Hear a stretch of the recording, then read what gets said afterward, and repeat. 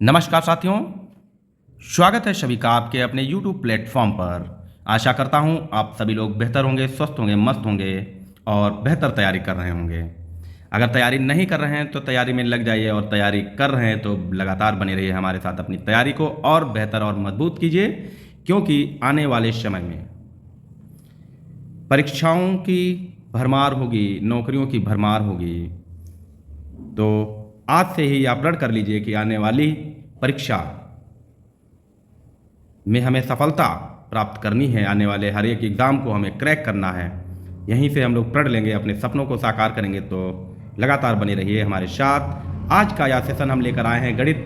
यहाँ पर हम लोग कुछ चुनिंदा प्रश्नों का अभ्यास करेंगे, जो कि सभी परीक्षाओं की दृष्टि से बहुत ही महत्वपूर्ण हैं, जो लगातार परीक्षाओं में पूछे जाते हैं। तो लगातार बने रहिए। आज इस सेशन में आपके 2 से 3 नंबर पक्के होने वाले हैं। तो चलिए शुरुआत करते हैं हम अपने आज के सेशन की। आज का अपना पहला प्रश्न है, कह रहा है किसी संख्या का 16%, किसी संख्या का 16% जब 21 से जोड़ा जाए तो स्वयं संख्या प्राप्त होती है, तो संख्या ज्ञात करो। अब समझने की बात है यहाँ पर, क्या इसका आंसर 81 होगा, 25 होगा, 18 होगा या 64 होगा? तो देखते हैं क्या कह रहा है। किसी संख्या का, माने वह संख्या क्या है, x है। हमने माना वह संख्या x है।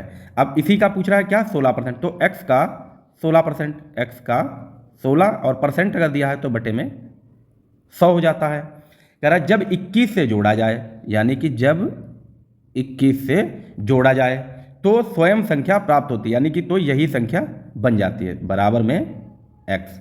अब इसको हल कर लीजिए, हल कीजिए आप। देखिए, गणित जब आप अभ्यास करने बैठते हैं, गणित का सेशन करने बैठते हैं, तो आप रजिस्टर और कलम लेकर बैठिए। प्रश्नों को ज़्यादा से ज़्यादा अपने आप सॉल्व करने की कोशिश कीजिए। चलिए तो हम लोग देखते हैं अब क्या करना है हमें। बराबर x इंटू 16 क्या हो जाएगा, 16x, यानी कि 16x बटे 100 और प्लस 21 बराबर क्या होगा, x हो जाएगा। अब इसको जब फिर से सॉल्व करेंगे तो हम 21 के नीचे 1 मान लेंगे। अब इनका एलसीएम निकालेंगे तो इसका लासा क्या होगा, 100 होगा। और इसको सॉल्व करना जानते हैं आप, नहीं जानते तो देख लीजिए। ये जो 100 है, इस वाले 100 से इस 100 को क्या करेंगे, भाग कर देंगे। क्या कर देंगे भाई, भाग कर देंगे। तो कितना आ जाएगा, 100 से 100 काटोगे तो 1 ही आएगा, और यहाँ आने वाला 1 ऊपर मल्टीप्लाई हो जाएगा, तो ये बनेगा 16x प्लस इस वाले 1 से इसको फिर से 100 को जो है भाग करेंगे। ठीक है, 21 के हर में जो 1 है, और यूँ कह ले अगर इसके नीचे कोई संख्या नहीं दी है तो सीधे ये 100 21 में क्या हो जाएगा, गुणा हो जाएगा, तो 2100 हो जाएगा और बराबर में x हो जाएगा। ठीक है, उम्मीद करता हूँ समझ में आ रहा होगा। अब क्या करना है, 16x प्लस 2100 बटे 100 बराबर x है। तो यहाँ हम इसको लिख सकते हैं 16x प्लस 2100 बराबर, अब देखिए इधर बराबर के इधर में बटे में संख्या है, और जब बराबर के उधर में ये बटे वाली संख्या क्या आ जाएंगे, इधर कर देंगे तिरछी गुणा, और यहाँ x के नीचे तो 1 है, तो 1 की गुणा होगी तो 1 ही होगा, इसलिए 16x प्लस 2100, और ये 100 उधर गुणा हो जाएगा तो क्या हो जाएगा, 100x। क्लियर। अब अगले स्टेप में क्या करना है हमको, ये 100 क्या करेंगे हम उधर ही छोड़ के, और ये चर वाली जो वैल्यू है एक तरफ कर देंगे। तो हम इसको ऐसे छोड़ सकते हैं, 2100 बराबर 100x, और ये 16x जब उधर जाएगा तो हो जाएगा माइनस का, यानी कि माइनस का 16x। कितना बच गया, 2100 बराबर में 84x। ठीक है, अब इसको हल कर लीजिए। 2100 बटे 84 बराबर x। अब इसको आप लोग काट दीजिए। ठीक है, अब इसको काट दीजिए, तो इसको सीधे 4 से काट दो तो कितना आएगा, 4 पंचे 20 हो गया, बचा 1। ठीक है, बचा 1 और 100 हो गया तो कितना हो गया, 25 फिर से हो गया, यानी कि 525, और नीचे कितना आएगा, 21। क्लियर। अब इसको फिर और सॉल्व कीजिए। अब देखो, जब इसको 21 से 52 को पहले काटो तो क्या होगा, 21 दूना 42 हो जाएगा, 21 दूना 42। अब 52 से जब 42 घटाओगे तो 10 बचेगा, यानी कि 10, और ये 5 बचा, 105 हो गया, 21 पंचे 105, यानी कि आंसर क्या आ गया, x बराबर कितना आ गया, 25। तो आंसर क्या होगा, 25। ठीक है, 25 होगा। Option number B is right answer. Okay, उम्मीद करता हूं आपको समझ में आया होगा। प्रश्न नंबर 2, प्रश्न नंबर 2 कह रहा है 500 का 4% वार्षिक ब्याज की दर से 4% वार्षिक ब्याज की दर से 2 वर्ष का साधारण ब्याज क्या होगा? क्या 10 होगा, 20 होगा, 30 होगा या 40 होगा? क्या होगा भाई? देखिए क्या होता है, साधारण ब्याज बराबर क्या होता है, फॉर्मूला लिख लीजिए। साधारण ब्याज बराबर क्या होता है? मूलधन, मूलधन गुणे गुणे क्या होता है? दर गुणे समय, ठीक है, बटे 100। अब इसको सॉल्व कर लीजिए। इसको अंग्रेजी में लिखते हैं SI equal to P into R into T upon 100, ठीक है। अब आराम से रख दीजिए, मूलधन क्या है हमारे पास 500, दर कितनी है 4% और समय 2 वर्ष, निकाल दीजिए, सिंपल है। तो SI बराबर क्या होगा 500 इंटू 4 इंटू 2 अपॉन 100। ये 0 0 कैंसिल हो गया, 5 चक्कू 20, 20 दूना 40, ठीक है 40। Option number D is right answer. I hope आपको समझ में आया होगा। प्रश्न नंबर 3 कह रहा है 2 अंकों की किसी संख्या और उन अंकों को आपस में बदलकर बनाई गई संख्या के बीच अंतर सदा विभाज्य होता है। 2 अंकों की कोई संख्या है, ठीक है, तो 2 अंकों की संख्या जो होगी वो कैसे होगी? मान लेते हैं हम लोग 11 ही लिख लें, एक बार सपोज दैट 11 लिख लें, तो वो सदा क्या होगी, विभाज्य होगी किससे? क्या 10 से विभाज्य होगी, 9 से, 11 से या फिर 6 से? ये पूछा किससे वो विभाजित होगी, यानी कि ये संख्या है तो इसके अंकों को बदलने पर, ठीक है 21 लिख लो, ठीक है। क्या कह रहा है 2 अंकों की संख्या है और उन अंकों को आपस में बदल कर, यानी कि इनको आपस में बदल लें तो 2 की जगह 1, 1 की जगह 2 कर दें तो 12 हो गया। बनाई गई संख्या के बीच अंतर, अंतर का मतलब क्या होता है? घटाना, घटाना मतलब बड़ी संख्या से छोटी संख्या, तो 21 से 12 घटाओगे क्या होगा 9 आ जाएगा। किससे हमेशा विभाज्य होगी, यानी कि 9 आ गया तो 9 से ही हमेशा विभाज्य होगी। विभाज्य का मतलब किससे? ये कट जाएगी, भाग हो जाएगी, ठीक है ये चीज़। अब इसको हम समझते हैं, जो इसका मूल होता है फॉर्मूला। तो क्या कहा है 2 अंकों की संख्या, 2 अंकों की संख्या क्या होगी 10x प्लस वाई, यही तो होगी ना, 10x प्लस वाई है, ये हमारी एक संख्या है। अब क्या कह रहा है उन अंकों को आपस में बदल कर, अब इन्हीं अंकों को हम आपस में बदल दे तो क्या हो जाएगा 10y प्लस एक्स, ठीक है 10y प्लस x हो जाएगा। उसके बाद क्या कह रहा है बनाई गई संख्या के बीच अंतर, अब अंतर की बात करेंगे तो क्या होगा 10x प्लस वाई, ठीक है 10x प्लस वाई माइनस क्या हो जाएगा, माइनस क्या हो जाएगा 10y प्लस x, ठीक है। इनके अंकों को हमने बदल दिया है, ठीक है ना, माइनस x हो जाएगा। ओके, अब इसको सॉल्व करेंगे तो क्या हो जाएगा 10x प्लस वाई माइनस का 10y प्लस का x, यहाँ प्लस होगा, प्लस होगा, यहाँ भी माइनस का ये 10y माइनस का x हो जाएगा। अब देखो यहाँ क्या है 10y है और ये प्लस की y है, यानी कि अब क्या करना है, ये माइनस का 1x है और ये माइनस का 10x, तो 10x से 1 जाएगा, कितना बचेगा 9 बचेगा, तो 9x हो जाएगा, ठीक है। और ठीक इसी प्रकार करेंगे, माइनस का 10y से प्लस की y जाएगी तो क्या बचेगा माइनस का 9y। अब यहाँ से हम इसको 9 दोनों में है तो 9 बाहर निकाल लें तो अंदर क्या बचेगा x माइनस वाई, तो हमेशा किससे विभाजित है, तो 9 ही कॉमन आ रहा है, यानी कि 9 से हमेशा विभाजित है, ठीक है। Answer number B is right. Clear, उम्मीद करता हूं आपको समझ में आया होगा। प्रश्न नंबर 4 कह रहा है 600 का 40% क्या होगा? 600 का 40% क्या होगा? बहुत ही सिंपल क्वेश्चन है। इसको क्या लिखेंगे 600 का मतलब गुणा कितना 40 और प्रतिशत बटे में 100, ये अपने आप सॉल्व कीजिए, ठीक है।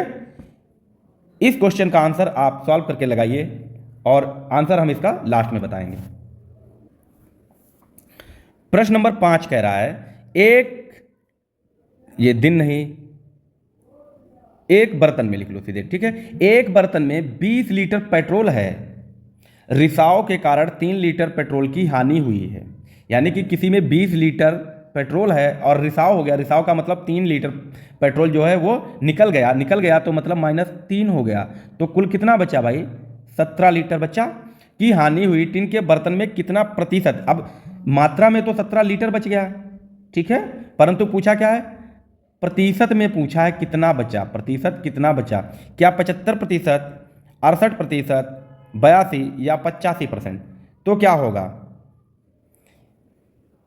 हम क्या करेंगे? परसेंट निकालने के लिए बची हुई मात्रा, ठीक है, बची हुई मात्रा बटे कुल मात्रा और गुणे में 100, ये होगा बची हुई मात्रा बटे कुल मात्रा गुणे में 100, ये परसेंट निकलेगा। तो प्रतिशत कितना निकलेगा? बची हुई मात्रा कितनी है? 17, बटे में कितना है? कुल मात्रा 20, गुणे में 100। अब इसको हम लोग कैसे लिख सकते हैं? 17 गुणे 100 बटे 20, 20 से 100 को काटोगे 5 बार कटेगा, क्या बचा? परसेंट बराबर 17 गुणे 5 कितना आ गया भाई? 85, और परसेंट यानी कि 85%। क्या हो गया भाई?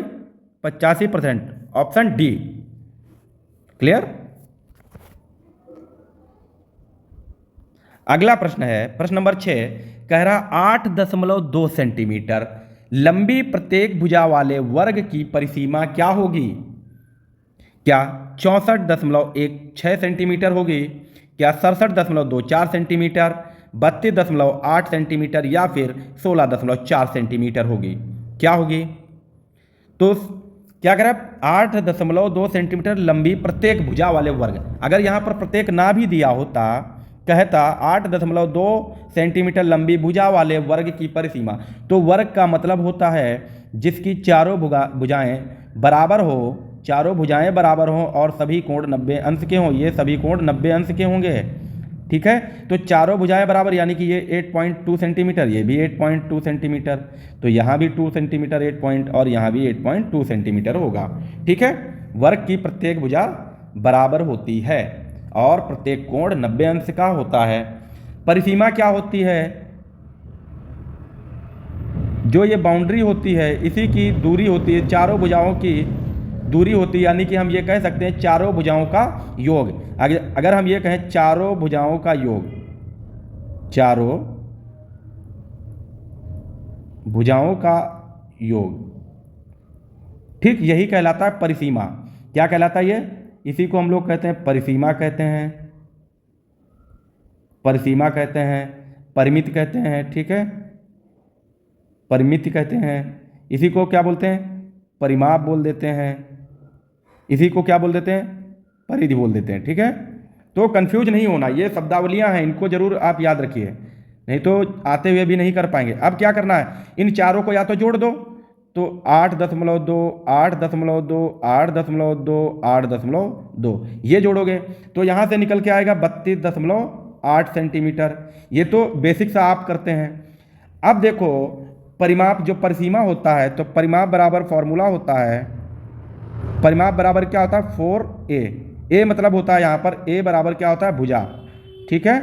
तो क्या है? भुजा कितने हैं? 4 × 8.2। अब क्या करना है? इसी 8.2 को 4 से गुणा करना है, तो 4 से गुणा करोगे 4 दूनी 8 हो जाएगा, एक संख्या के पहले पॉइंट और 4 अट्ठे 32, ये भी हो गया, ठीक। तो इसलिए option number C is right answer, 32.8 centimetre, ठीक है। उम्मीद कर रहा हूं आप सभी लोगों को सेशन अच्छा लग रहा होगा, बेहतर समझ में आ रहा होगा। कोशिश करता रहूँगा कि बहुत ही सरल भाषा में, आम भाषा में हम आप सभी लोगों को बेहतर से बेहतर समझा पाऊँ, बेहतर से बेहतर सिखा पाऊँ। अगर आप लोगों को सेशन अच्छा लग रहा है तो सेशन को प्लीज़ लाइक जरूर कीजिएगा, दोस्तों में शेयर जरूर कीजिएगा, और चैनल सब्सक्राइब नहीं किया तो चैनल को जरूर सब्सक्राइब कर लीजिएगा, ताकि आप हमसे जुड़ सके, हमें आप सपोर्ट कर सके, आपका हमें सपोर्ट मिलता रहे। लोगों को शेयर करें ताकि हमें सपोर्ट मिले और आप भी कुछ बेहतर सीखते रहें। प्रश्न नंबर 7 कह रहा है, यदि ए तथा बी विषम संख्याएं हों तो निम्न में से कौन एक सम संख्या है? कह रहा है ए और बी विषम संख्या, माना एक ए है और बी क्या है? 3 है। भाई विषम संख्याएं तो यही होंगी, ठीक है। संख्याएं हों तो निम्न में से कौन एक सम है? ये आपको समझाने के लिए कह रहा हूँ, ठीक है। ए प्लस बी, तो यहाँ ऐसे करके देख लो सीधे कौन सी सम होगी। तो देखिए ए प्लस बी जो है हमेशा विषम संख्याओं का योग हमेशा सम होता है, परंतु यहाँ क्या लिखा ए इंटू बी, क्या लिखा ए इंटू बी। तो विषम संख्याओं का गुणा हमेशा सम होगा ऐसा जरूरी नहीं होता है, ठीक है, ऐसा नहीं होता है। तो विषम संख्याओं का योग गुणा जो है वो कभी भी क्या होगा, सम नहीं होगा, ठीक है। विषम संख्याओं का गुणा कभी भी सम नहीं होगा, तो इसलिए ये ऑप्शन तो होता नहीं है। अब देखो क्या है, कह रहा है ए प्लस बी, यानी कि विषम संख्याओं का योग हमेशा सम होता है, हमेशा सम होता है, परंतु जब एक घटा दोगे, विषम ही घटा दोगे तो ये फिर विषम हो जाएगी, तो ये भी नहीं होगा। फिर ए प्लस बी, विषम संख्याओं का योग हमेशा सम होता है, परंतु जब एक जोड़ दोगे, सम जोड़ दोगे एक बार और, तो फिर ये फिर विषम हो जाएगी, यानी कि ये भी सम नहीं। हम ये जानते हैं कि विषम संख्याओं का योग क्या होता है, हमेशा सम होता है, ठीक है। और विषम संख्याओं का गुणा हमेशा क्या होता है, विषम होता है, क्या होता है, विषम। लेकिन जब इसका गुणा 2 से सम संख्या से करोगे तब ये हमेशा ही सम होगी। तो सम प्लस सम बराबर सम, ऑप्शन नंबर बी होगा। कैसे होगा, वो ऑप्शन नंबर डी, ठीक है, ये आपका राइट आंसर है। कैसे होगा, अब इसको हम लोग थोड़ा सा देख लेते हैं, तो इसको हम लोग करके देख लेते हैं। ऑप्शन नंबर ए में वैल्यू रख दो, ए की वैल्यू 1 प्लस बी की वैल्यू 3 प्लस 1 इंटू 3 क्या होगा, 1 और 1 3, 4 4 प्लस 3 एकम 3 बराबर 7, तो ये सम नहीं, ठीक है, इसलिए ये नहीं होगा। फिर यहाँ वैल्यू रखो, ए की वैल्यू 1, बी की वैल्यू 3 और माइनस का 1, यानी कि माइनस का 1, ये 1 कट जाएगा तो विषम निकला, तो ये भी सही नहीं। तीसरे में रखो, ए की वैल्यू 1, बी की वैल्यू 3 प्लस 1, तो 1 और 3 4, 4 और 1 5, तो ये भी सही नहीं, यानी कि ऑप्शन नंबर डी हमारा राइट आंसर है। उम्मीद करता हूँ आपको समझ में आया होगा।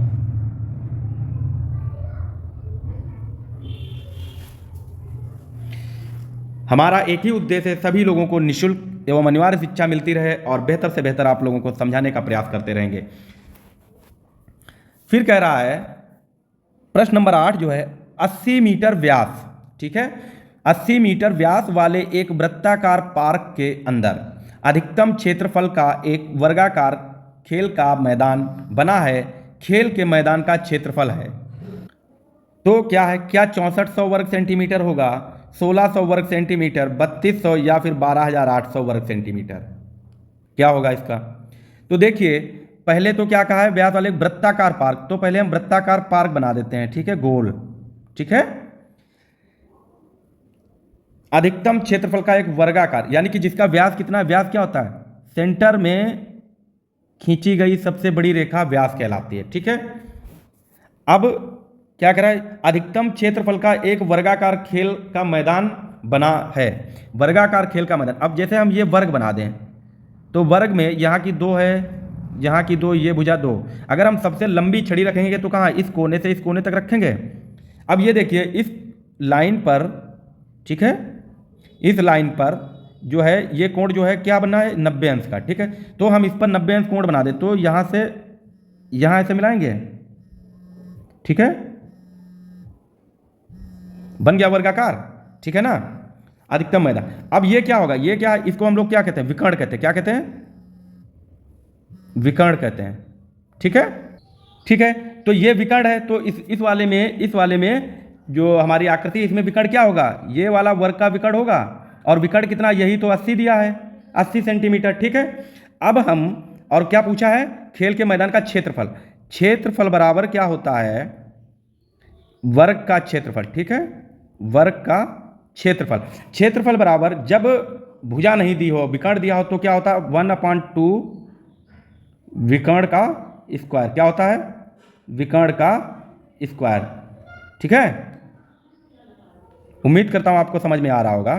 तो क्षेत्रफल बराबर क्या होता है, क्षेत्रफल बराबर 1/2 विकर्ण का स्क्वायर करेंगे, तो 1/2 गुणे 80 गुणे 80, यही होगा ना, स्क्वायर का मतलब 2 बार लिखना, विकर्ण को 2 बार। तो 2 से 80 को काटोगे कितना हो जाएगा, 40 गुणे 80, ठीक है, 4 अट्ठे 32 और 2 जीरो, यानी कि कितना आंसर आ गया हमारे पास, 3200 वर्ग मीटर, ठीक है, 3200 वर्ग metre. Option number C is right answer. Okay. और जब भुजा दी हो तब वर्ग का क्षेत्रफल क्या होगा, तब तो कुछ नहीं होना, ए स्क्वायर कर दो सीधे बस। और विकर्ण दिया है तो 1/2 विकर्ण का स्क्वायर कर दो, ठीक है, विकर्ण का स्क्वायर कर दो बस। प्रश्न नंबर 9, 17,895 में 7 एवं 8 के स्थानीय मानों का योग होगा। क्या 7800 होगा, 78 होगा, 6200 या 56 होगा। ए बी सी डी क्या होगा। स्थानीय मान किसका पूछा है, 7 का और 8 का। तो किसी भी दी हुई संख्या में जिस संख्या का स्थानीय मान पूछा जाए तो हम उस संख्या को लिख लेते हैं। तो पहले 7 पूछा गया, 7, और स्थानीय मान निकालने के लिए जितनी संख्याएं 7 के पीछे दिए उतने जीरो, 3 संख्याएं तो 3 संख्याएं, यानी कि 3 जीरो, यानी कि 7 का स्थानीय मान 7000 है। इसी प्रकार हम 8 का स्थानीय मान निकालेंगे तो 8 लिखेंगे और 8 के कितनी संख्याएं उतने जीरो, 2 संख्याएं तो 2 जीरो, यहाँ पे 8000 स्थानीय मान। अब क्या कह रहा, मानों का योग होगा, यानी कि अब इन दोनों संख्याओं को हम क्या कर दें, जोड़ दें। तो 0 0 0 0 0 और 8 का योग 8 और 7, यानी कि 7800। Option number A. क्लियर। क्या स्थानीय मान, ठीक है ना, स्थानीय मान पूछा है भाई, ठीक है। और अंकीय मान अगर होगा तो अंकीय मान का मतलब जितनी अंक दिया है उतना ही होगा। स्थानीय मान 7 का 7000 और अंकीय मान सिर्फ 7 होगा, ठीक, ये आप ध्यान रखिएगा। प्रश्न नंबर 10 कह रहा है 1 + 2 + 3 + 4 + 5 मतलब डैश डैश 10 तक, ठीक है, -50 का मान होगा, ठीक है। 1 से 10 तक की सभी संख्याओं का योग और उनसे 50 घटा देंगे, यही इसका मान होगा। तो क्या 4 होगा, 5 होगा, 10 होगा या 55 होगा। तो देखिए लगातार संख्याओं का योग, क्या लगातार संख्याओं का योग निकालने के लिए फॉर्मूला होता है। लगातार मतलब 1 2 3 4 5 6 7 8 9 10 तक दी हैं, तो क्या होता है इसका फॉर्मूला, n ब्रैकेट में क्या होता है, n+1, ठीक है, n+1, n ब्रैकेट में n+1/2 होता है। तो यहाँ कितनी संख्या है, 10 हैं, तो क्या करेंगे, 10 रखेंगे, फिर 10 + 1 बटे में 2, ठीक है। अब इसको क्या करना है, 10 है और बटे में ये ब्रैकेट है, कोई दिक्कत नहीं। या आप इसको ऐसे कर सकते हो, 2 से 10 को काटोगे 5 हो जाएगा, ब्रैकेट खुलेगा और अंदर 11 है, ठीक है। ऐसे मत करो, इसको इस तरीके से करो, 10 2 10 ब्रैकेट में 11 बटे 2। अब इसको 2 से 5 को काटोगे, 10 को काटोगे 5 होगा, 11 बचे, ये क्या लिखा, 5 गुणे 11 बराबर 55 आ गया, ठीक है, 55, यानी कि ये यहाँ से यहाँ तक की वैल्यू कितनी हो गई, 55 -50, आंसर कितना आ गया, 5। Option number B is right answer. आज का अपना यह सेशन खत्म होता है। 10 क्वेश्चन महत्वपूर्ण प्रश्न है जो लगातार परीक्षाओं में पूछे जाते हैं, कहीं ना कहीं प्रत्येक परीक्षा में ये पूछे जाते हैं। तो बहुत ही अच्छे से आप लोग लगातार तैयारी करते रहिए और बेहतर अपनी तैयारी को और मजबूत करने के लिए हमसे जुड़ने के लिए चैनल को सब्सक्राइब करें। यहाँ पर आप लोगों को सभी विषय